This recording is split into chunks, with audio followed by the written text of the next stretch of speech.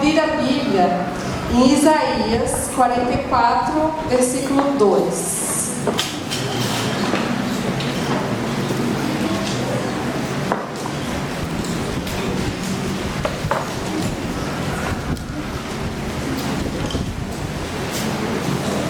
A palavra de Deus diz assim para você: assim diz o Senhor, aquele que o fez, que o formou no ventre e que o ajudará. Não tenha medo, ó Jacó, meu servo, a quem escolhi. Amém. Você acredita que essas palavras também são para você? São para você. Deus conhece você. E Ele também pensou em você quando escreveu esse verso. Quem você pensa que você é no seu coração? Quem você pensa que você é? Essa resposta vai afetar diretamente a maneira como você age, como você se comporta e a maneira como você trata as outras pessoas. A quem você pensa que é. Você vai agir de uma maneira e você também vai tratar os outros de uma maneira por causa disso. E são perguntas importantes de você se fazer. Quem realmente você é? Por que você existe? Você já pensou que estar aqui vivo, nesse momento, é um milagre? É um privilégio muito grande? No momento da sua concepção, existiam milhares de outras possibilidades. Podia ser que não fosse você. Aliás, se você não tivesse, se o papai e a mamãe não tivessem feito você naquele momento, tivesse sido em outro momento, seria outra pessoa que estaria aqui. Existiam milhares de possibilidades, mas foi o seu óvulo que foi fecundado. E você conseguiu sobreviver e estar aqui hoje. Isso é um privilégio muito grande. É uma oportunidade que você tem de conhecer a Deus e de viver eternamente com Ele. É uma oportunidade que Deus deu a você, já pelo seu nascimento. Por que Ele permitiu você? Por que você existe? Para que você está aqui nesse mundo? Que diferença você vai fazer aonde você vive? E as respostas que nós damos a nós mesmos em relação a isso dependem muito também das pessoas com que você conviveu desde que você nasceu. O que as pessoas fizeram você acreditar que você é? Isso faz também muita diferença. O que ensinaram a você que você devia fazer para você ter o seu valor? Pelo que você era valorizado, como você foi reconhecido? Porque todo ser humano tem a necessidade básica, isso é uma necessidade emocional básica, de reconhecimento. Quando você faz alguma coisa, você quer ser apreciado por aquilo, desde criancinha. É assim, a gente vê as crianças perguntando, esperando admiração, apreciação por aquilo que elas fazem. Então, o que ecoa na sua mente? Pelo que você foi valorizado quando criança? O que ensinaram para você que tinha valor na sua vida? Ou que vozes você ouve falando que você não fazia isso direito? Você não é bom nisso. Você é burro. Você não sabe. Deixa que eu faço. Você não sabe nada mesmo. Que vozes, que frustrações ecoam no seu coração. Abra sua Bíblia em Colossenses 1,16.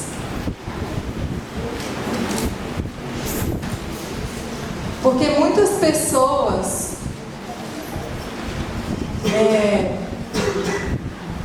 nasceram com dotes, né?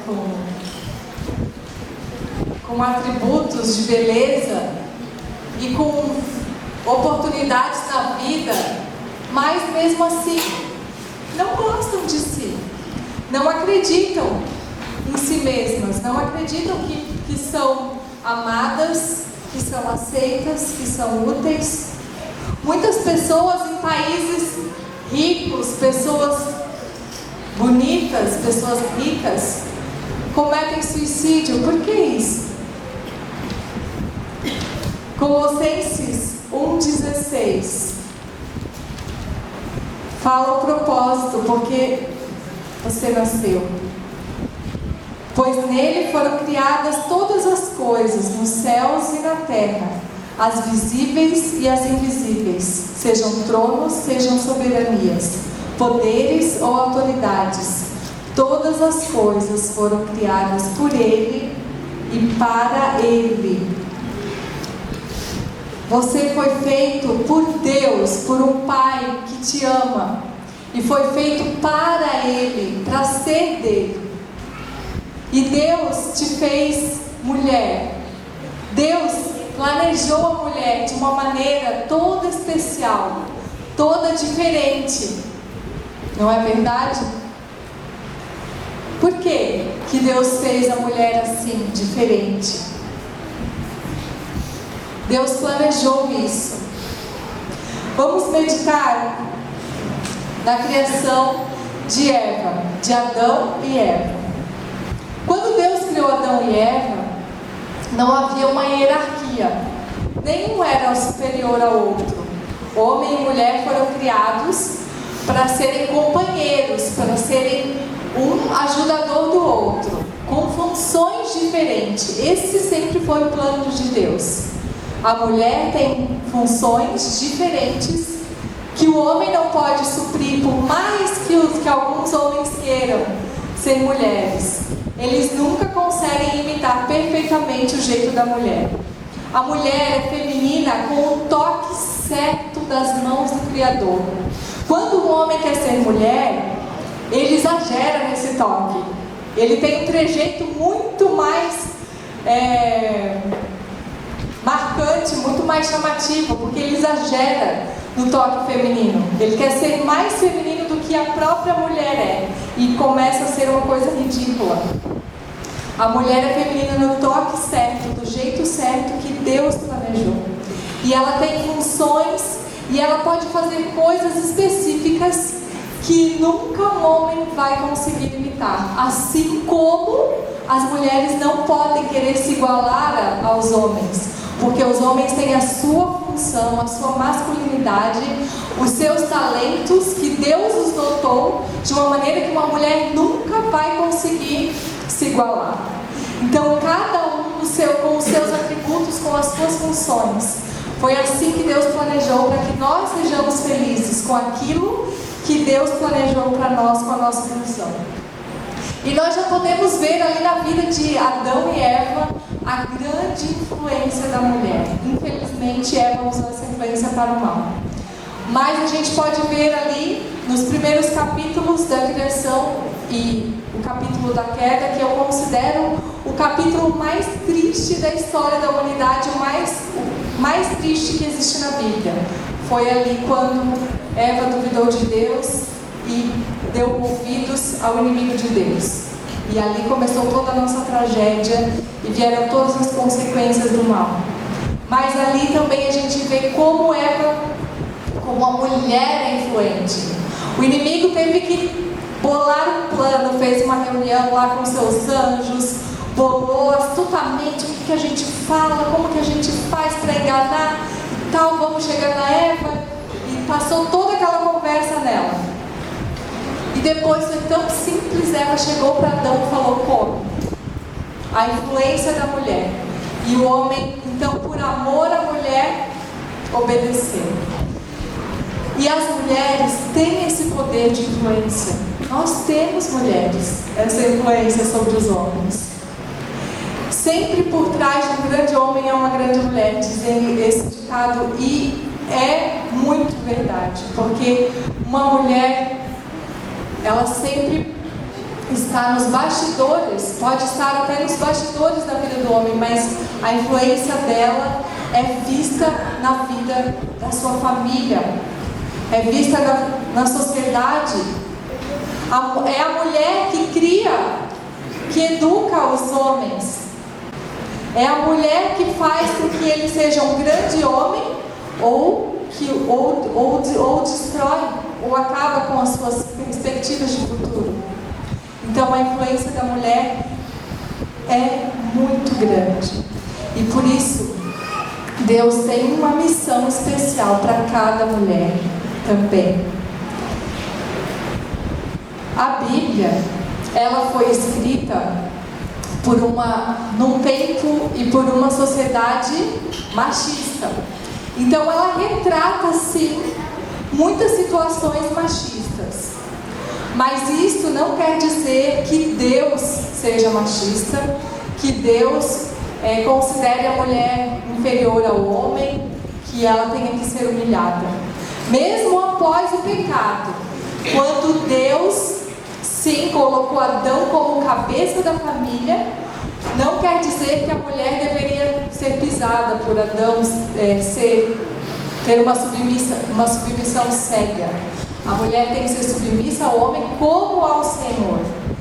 E o Adão e o homem, por consequência, deve ser o sacerdote da família, o líder espiritual. Mas não que a mulher seja inferior a ele. Há um companheirismo também aí. Deus deu papéis importantíssimos para as mulheres. E a missão mais importante de todas que Deus deu para um ser humano foi para a mulher, que é de ser mãe. Vamos ver o exemplo, então, vamos meditar no exemplo de Sara, por exemplo.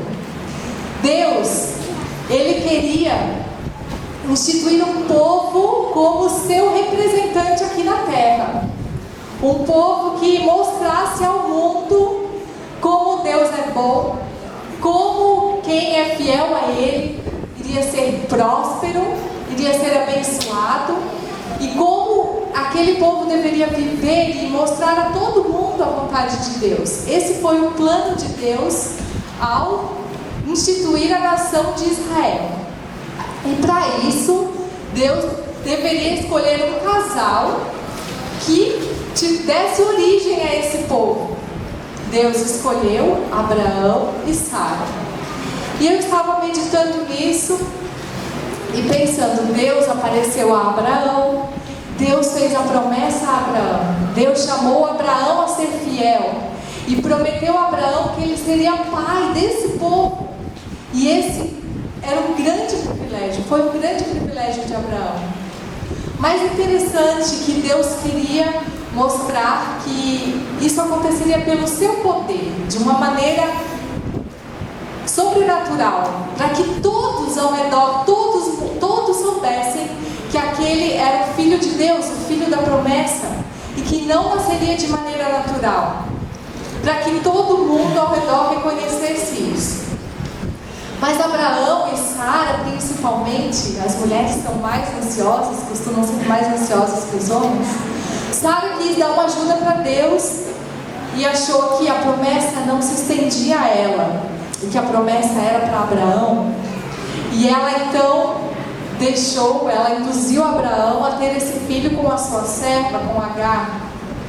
Mais interessante, que Deus não tomou esse filho da serva, porque a promessa não era só para Abraão. Vocês estão vendo como Deus considera a mulher? Poderia Deus ter cumprido a promessa no filho de Agar, que foi o primeiro filho, o primogênito de Abraão. Mas Deus não quis cumprir a sua promessa. Não é este, é o filho de Sara.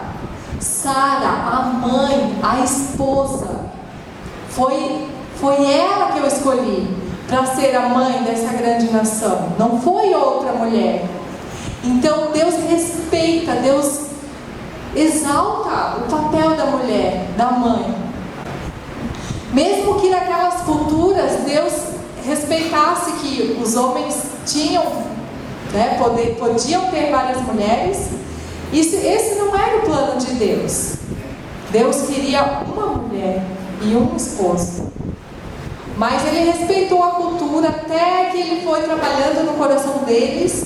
E no Novo Testamento você não vê mais isso. E lá, quando os discípulos iam escolher os líderes da igreja, Deus já deixou bem claro que seja um homem temente a Deus, que governe bem a sua casa e que tenha uma só mulher.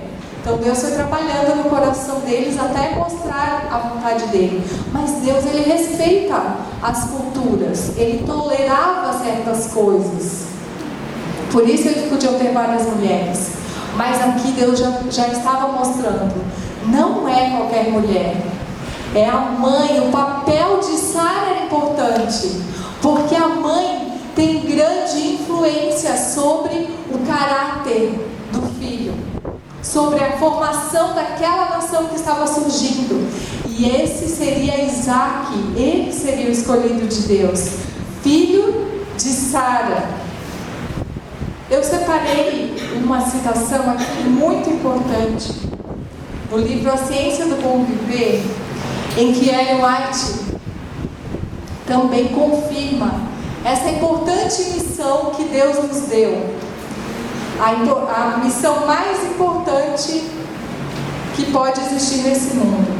Na página 377, a serva do Senhor diz assim: existe um Deus em cima no céu, e a luz e glória do seu trono repousam sobre a fiel mãe, enquanto ela se esforça por educar os filhos para resistirem à influência do mal. Nenhuma outra obra se pode comparar à sua importância. E aqui ela vem dando exemplos de várias profissões, qualquer profissão neste mundo que você pensar, nenhuma outra obra se pode comparar à sua importância, a importância do papel da mãe. Então, queridas irmãs, neste mundo atual, nessa cultura, Deus pode ter te dado qualquer outra missão.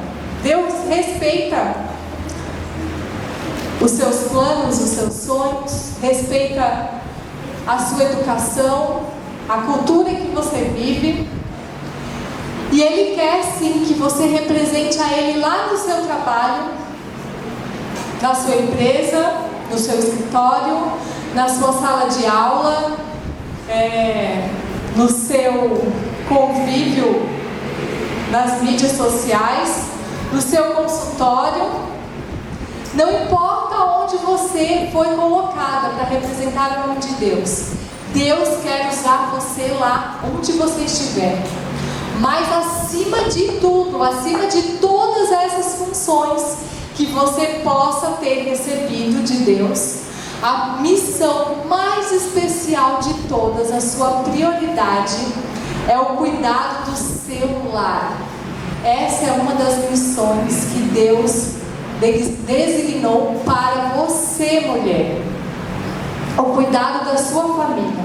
Você pode ser o que você quiser, o que você sonhou. Deus vai abençoar e vai ajudar você a chegar lá. Mas desde que isso não faça com que você deixe o seu lar em segundo plano.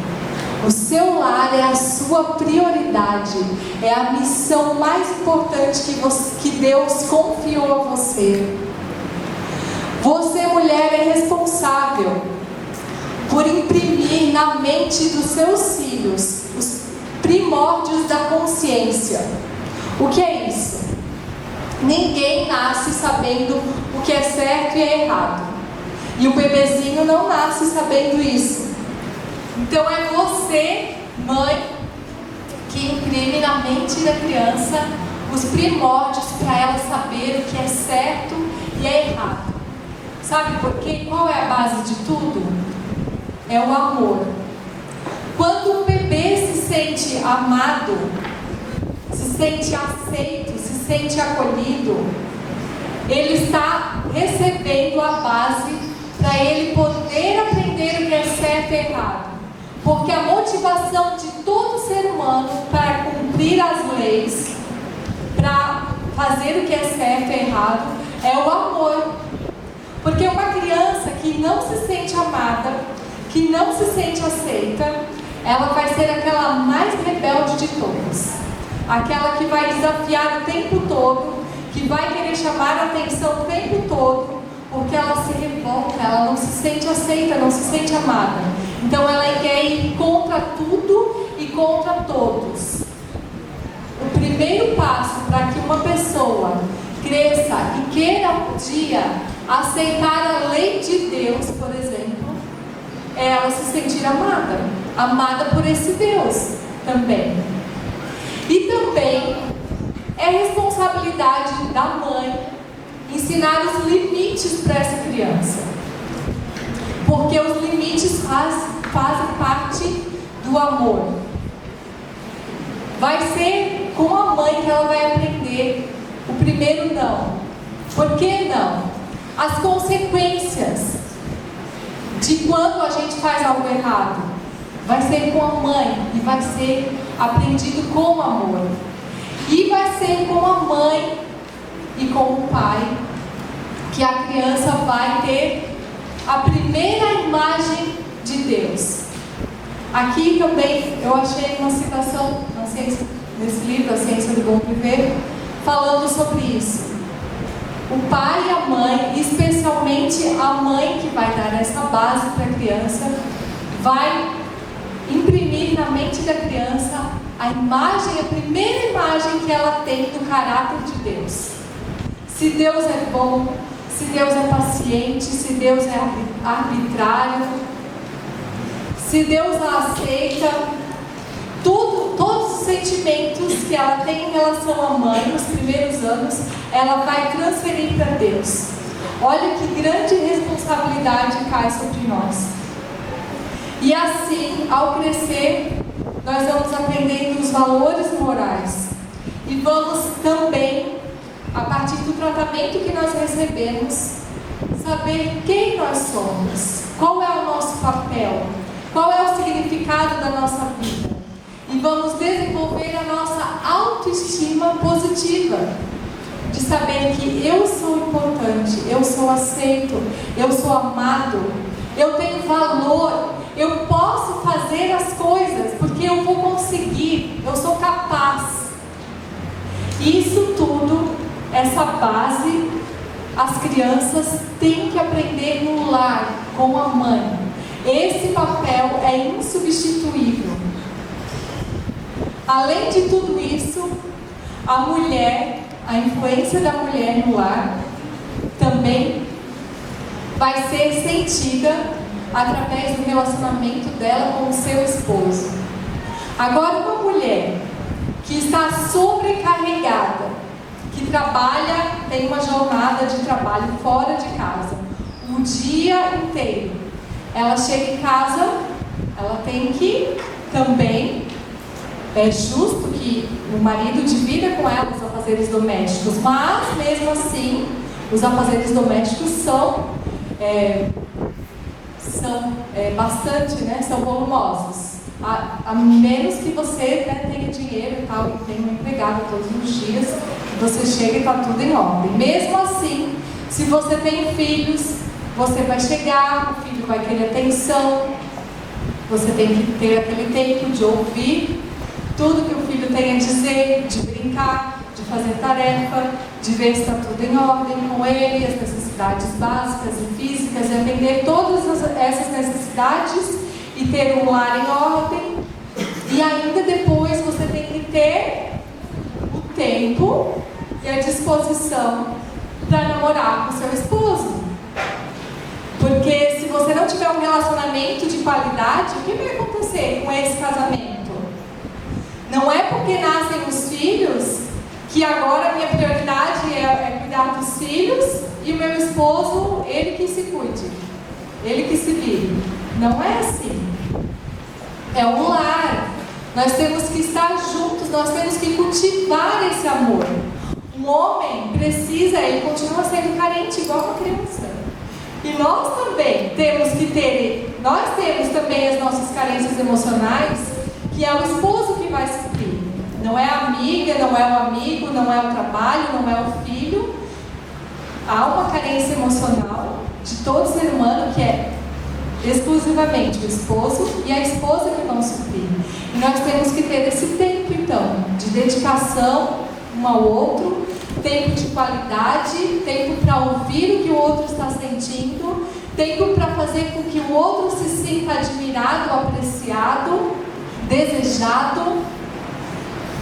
Se isso não acontecer no seu lar, aí é que o inimigo entra, daí é que surgem as brechas. Daí é que pode o inimigo colocar outra pessoa no caminho do seu esposo e fazer com que ele supra essas necessidades que você não está conseguindo suprir. Então, querida irmã, eu sei que parece que é uma carga super pesada sobre nós, de dar conta de tudo isso. Nós temos a responsabilidade de fazer com que o nosso lar seja feliz. Uma mulher queixosa, uma mãe briguenta, que só reclama da vida o tempo todo, tem a capacidade de destruir a vida do lar, de fazer com que aquele lar seja indesejável, tanto para o esposo, que não vai querer voltar para lá, tanto para os filhos. Só que Deus, Ele não quer que você se sobrecarregue. Não quer que esse peso enorme esteja assim sobre os seus ombros. Mas por que isso aconteceu? Porque se a gente for analisar na vida moderna de hoje, é quase que necessário que a mulher tenha outras ocupações além de cuidar do lar. Em primeiro lugar, por quê? No começo, há séculos atrás, a função da mulher socialmente aceitável era que a mulher ordenasse o seu lar, e isso era suficiente para que a mulher se sentisse feliz e realizada. Mas depois, quando começaram a criar as indústrias e a demanda foi grande e as mulheres começaram a ser convocadas pela mídia e pela sociedade para trabalhar fora nas empresas e então aumentar a produção de bens materiais e aumentar então assim também o consumo da sociedade. Isso foi todo um plano arquitetado politicamente. E também nós temos que pensar e não ser ingênuos que nada acontece por acaso. O inimigo de Deus sabe que uma mulher pode fazer falta em muitos ambientes, mas o ambiente em que mais ela faz falta, em que a sua presença será, a sua falta será mais sentida, é dentro do seu lar. Então toda a sociedade foi reprogramada para que a mulher fosse obrigada a trabalhar fora. E a mulher então começou a sair de casa. E começou uma campanha na mídia para que a mulher também desejasse isso. Para que ela só se sentisse bem e feliz e realizada se ela se tornasse uma profissional também bem-sucedida. É claro, queridos, que o machismo também que imperava naquela época não era bom, não era benéfico. Muitas mulheres tinham que sofrer a humilhação de ficar em casa sobre a opressão de um homem que não a valorizava, que a humilhava. A mulher não tinha os seus direitos. Eu não estou falando aqui que mulher não tem esses direitos. Mulher tem que estudar, mulher tem que crescer, tem que se desenvolver. Mas o que a mídia prega é que uma mulher de sucesso, uma mulher bem-sucedida, para você ser feliz, você tem que ser, em primeiro lugar, bem-sucedida profissionalmente. Você tem que ser bonita, tem que ser sexy, tem que ser atraente. E esse alvo, ele se tornou um padrão em que muitas mulheres, e até as mulheres cristãs, perseguem esse alvo. Como se essa imagem propagada pela mídia de mulher de sucesso fosse também o nosso alvo. Fosse nós precisássemos disso para sermos reconhecidas, para sermos felizes, para sermos realizadas. E não é esse o plano de Deus para nós.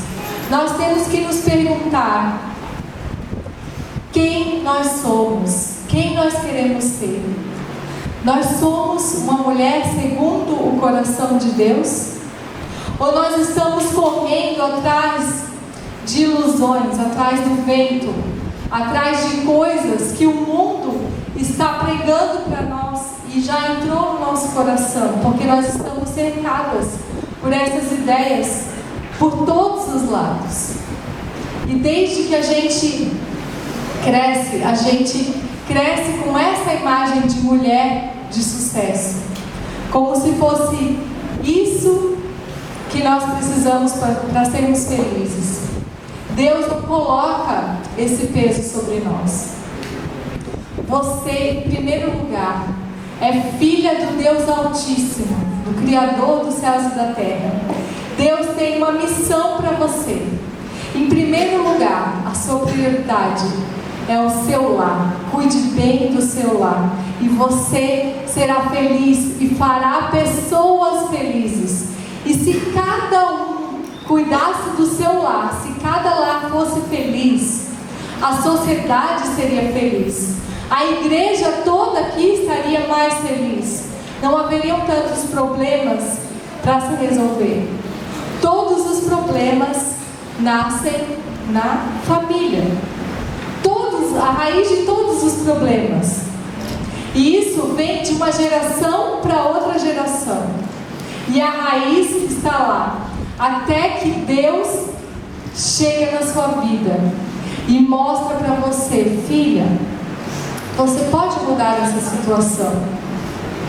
Daqui para frente, as coisas podem ser diferentes.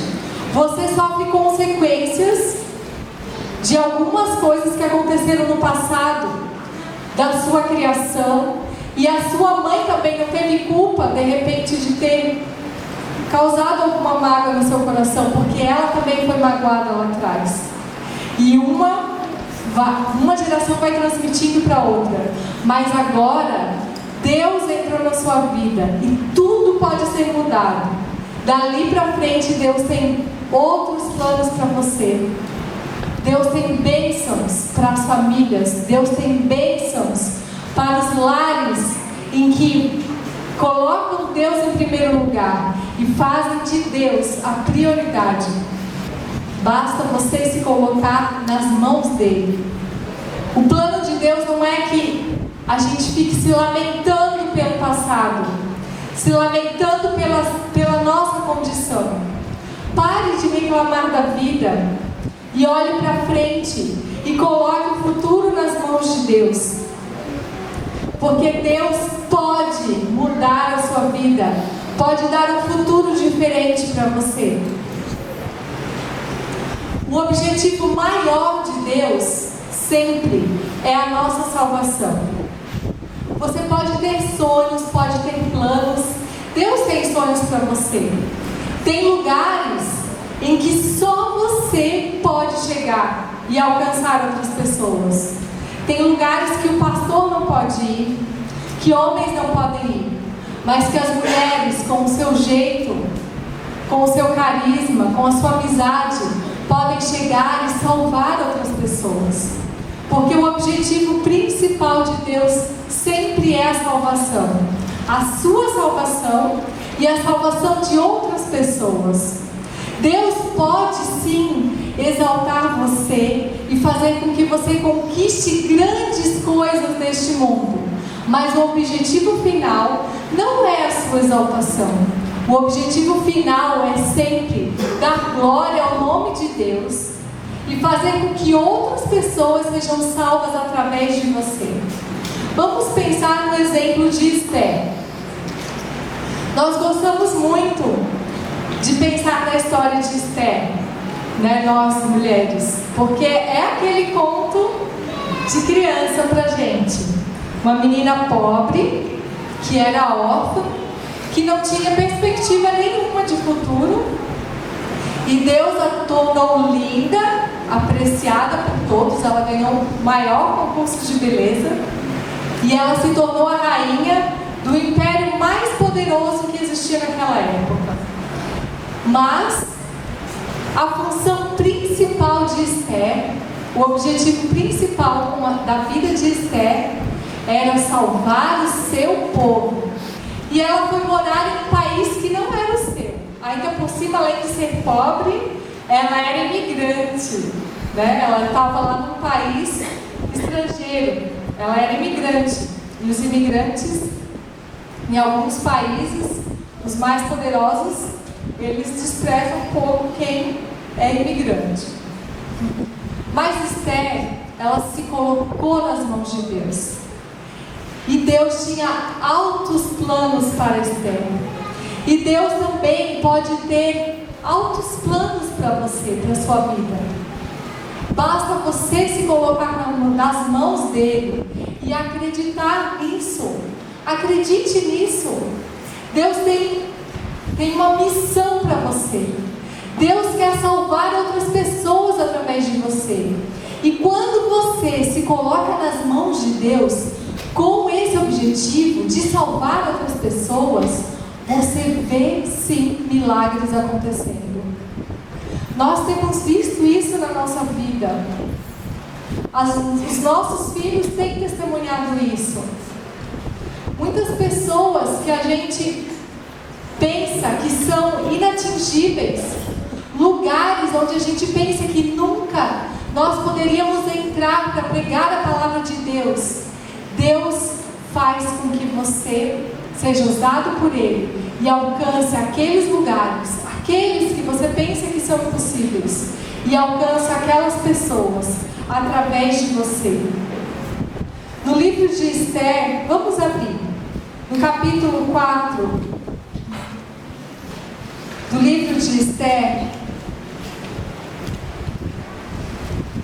Deus faz um apelo para Esther, para que ela realmente se colocasse nas mãos dele. Deus usou então a boca do seu primo, que falou para ela, capítulo 4, versículo 14: Esther, você tem que nos ajudar.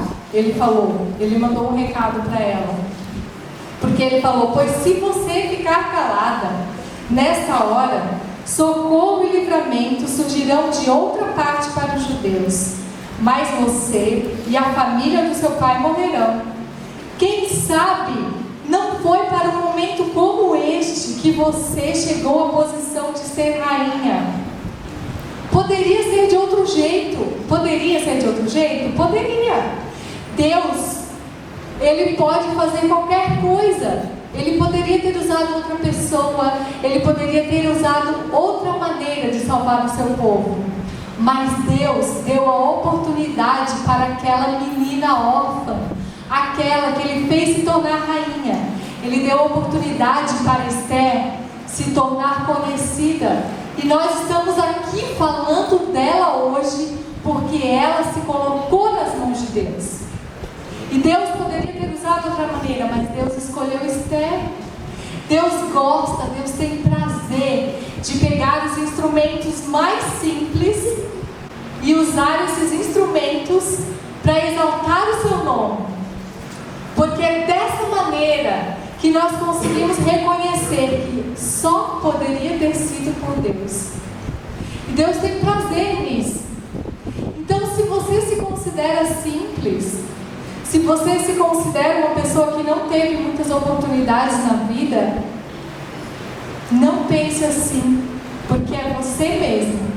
Se você reconhece a sua fraqueza, é você mesmo que Deus quer usar. Porque Deus gosta disso. Deus quer usar você, Deus quer falar através de você. Porque aí você vai dar glória a Ele, não a si mesmo. Porque o objetivo final de Deus é glorificar e honrar o nome de Deus para levar as outras pessoas à salvação. É esse o sentido da nossa vida. O próprio Jesus, em Marcos 10, 45, fala: pois nem mesmo o Filho do Homem veio para ser servido, mas para servir e dar a sua vida em resgate por muitos. Se nem o Filho de Deus, o próprio Criador deste mundo, veio aqui para ser exaltado, ele veio para ser servido. Imagine nós.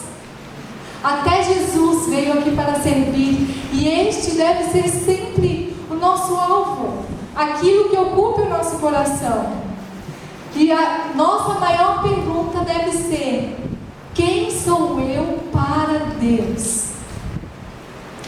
Você pensa que você é alguém, os outros pensam outra coisa de você, não é assim? A gente pensa que é alguém, a gente pensa que todo mundo está pensando igual a gente, mas não. Os outros pensam outra coisa de você. Mas e Deus? O que Deus pensa de você? Quem você é para Deus? Deus consegue enxergar você, ler o seu coração e ver o que você pode se tornar nas mãos dele. Deus sabe que você é assim por tudo aquilo que você já passou. Deus consegue ver as feridas que você tem na sua alma. Deus sabe quem machucou você. E por isso você não acredita no que Deus pode fazer através de você. Deus conhece os seus complexos, os seus traumas, as suas neuroses, os seus medos. Deus sabe por que você se sente do jeito que você se sente. Mas Deus quer falar para você que não importa se você se sente pequeno, se você é simples, Deus quer usar você onde você está, onde você estiver. Você não precisa ter medo. Todas as pessoas da Bíblia que realizaram grandes milagres em nome de Deus e que fizeram grandes coisas se sentiram pequenos diante de tantos desafios. Todos eles tiveram que vencer grandes obstáculos. E o Deus que fez com que eles vencessem e se tornassem memoráveis e servissem de exemplo para nós, o Deus que ajudou a eles, é o mesmo Deus que está aqui hoje. É o mesmo Deus que quer usar você.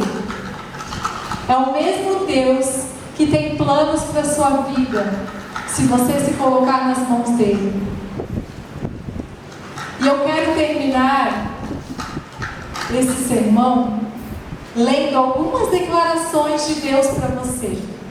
Eu separei algumas declarações da Bíblia que eu considero que foram escritas para as mulheres, tá? Claro que também para os homens também vão gostar dessas passagens que eu vou ler. Mas eu vi assim que essas passagens mostram como Deus, ele é romântico. Olha, foram homens que escreveram essas passagens. E homens talvez rudes, daquele tempo que não tinha muito esse negócio de ficar fazendo declarações de amor. Mas Deus usou a boca deles e colocou esses sentimentos no coração para mostrar como Deus é amoroso, como Ele é romântico. Sabiam, mulheres, que Deus é romântico? E Deus nos trata com esse carinho e com esse romantismo. Existem também algumas passagens na Bíblia que são para os homens. Aquelas lá que fala que Deus é o Senhor dos exércitos e que vai fazer a guerra e vai te dar vitória e vai te fazer forte, poderoso e tal. E eu acho que os homens leem isso e se identificam mais. Mas existem passagens na Bíblia que eu vejo que parece que foram para que as mulheres se identificassem e preenchessem o nosso coração e você acreditasse nisso. Vamos ler algumas passagens. Olha, Deuteronômio e Zacarias repetem a mesma coisa. Então eu vou ler Deuteronômio, só Deuteronômio, e depois você lê Zacarias 2:8, você anota e depois você lê. Que fala, que eu acho muito lindo isso que Deus falou pra gente. 32:10 diz assim: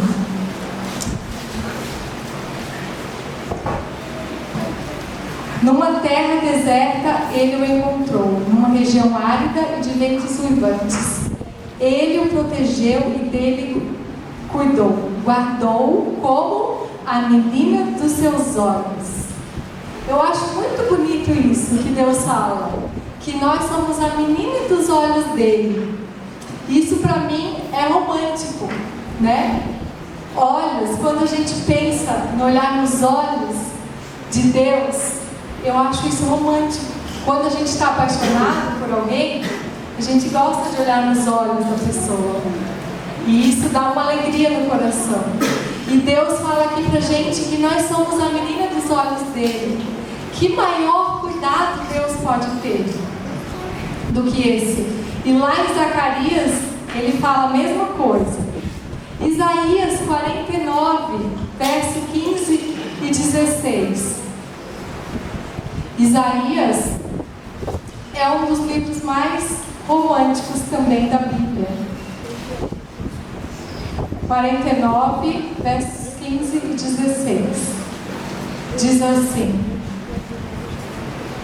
haverá mãe que possa esquecer seu bebê que ainda mama e não ter compaixão do filho que gerou? Olha, quem entende melhor isso do que uma mãe, do que uma mulher? Quem entende melhor esse verso? Quem já foi mãe e amamentou o seu filhinho? Você poderia esquecer do seu filhinho que mama no seu peito? Embora ela possa esquecê-lo, porque o amor se esfriou de tal maneira que tem mulheres tão cruéis que esquecem do seu filhinho. Mas embora isso possa acontecer, eu não me esquecerei de você. Jesus está falando que Ele nunca vai esquecer de você. E o verso 16 ainda fala assim, ó: veja, eu gravei você nas palmas da minha mão. Isso Jesus ainda nem tinha morrido na cruz. E hoje a gente sabe que Jesus, Ele vai ter as marcas nas mãos dele eternamente. As marcas do amor que Ele tem por você. O amor tão grande a ponto de dar a vida por você. E Jesus, Ele tem você, querida. Ele sabe quem é você. Ele gravou o seu nome nas palmas das mãos dele. Isso não é romântico? Isso não é querido? E o nosso Deus não é lindo, maravilhoso?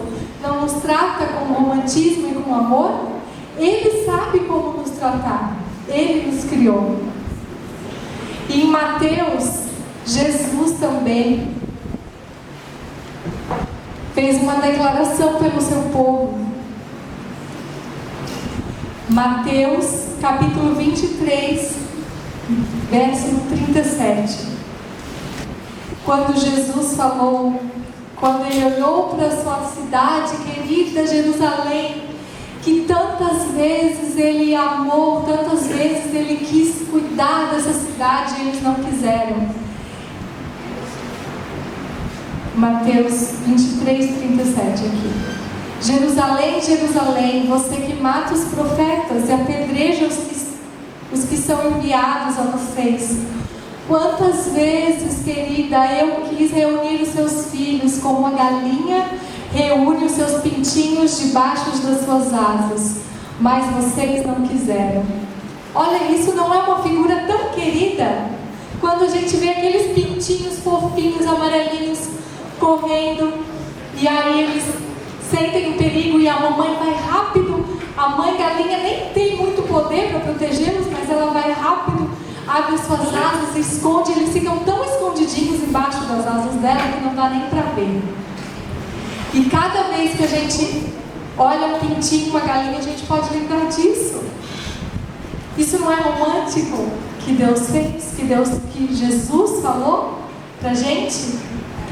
E eu vou só citar, porque o tempo já está avançado, mas em Apocalipse também é tão lindo. Lá em Apocalipse 19, Jesus fala para a minha querida igreja: vocês são a minha noiva. Vocês vão ficar lindas, arrumadas, adornadas, esperando o seu noivo. Eu sou seu noivo. Olha que romântico Jesus falando para nós. Está falando, queridos, queridas, se preparem. se enfeitem, se arrumem, se desejem esse dia, porque vocês vão encontrar comigo como noivo. Olha a comparação romântica da noiva que anseia tanto por aquele dia de encontrar o noivo, o amado, aquele que ela é apaixonada. Ela se arruma toda, se enfeita e sonha muitos dias antes por aquele dia em que ela vai encontrar e vai se entregar para o seu noivo. E Jesus fez essa comparação: vocês são a minha noiva, você é a minha noiva querida. A gente não se sente com isso tão especial e tão valorizado? E lá em Isaías 54:5 também, Jesus falou para o seu povo. Vamos ler então, só para encerrar então com Isaías 54:5.